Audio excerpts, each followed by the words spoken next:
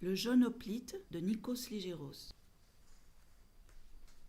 L'armure en laiton était trop lourde pour le jeune hoplite. Il l'examina avec curiosité. Il se demandait comment elle le protégerait, surtout qu'il ne pouvait même pas la soulever. Au même moment, il entendit un cri.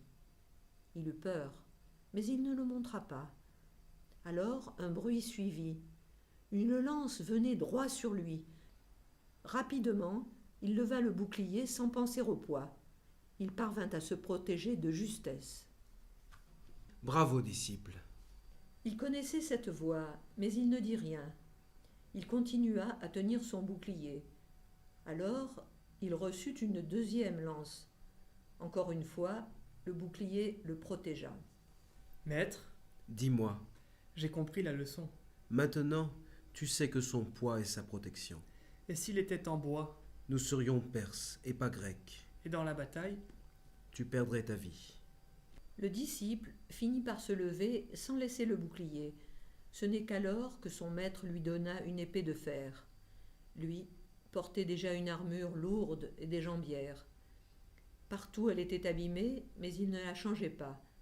Il l'avait déjà à Marathon. j'ai le droit maintenant? Oui, parce que tu es vivant. Et si j'étais mort, maître? Tu ne serais pas mon disciple. Bien, maître.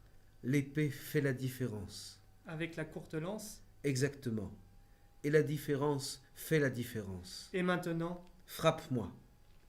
Le jeune hoplite resta immobile.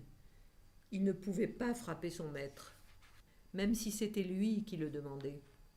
Tu dois apprendre. Mais je ne peux pas. Alors même pendant le combat, tu ne pourras. Je serai à vos côtés. Alors montre-moi la transcendance que tu feras.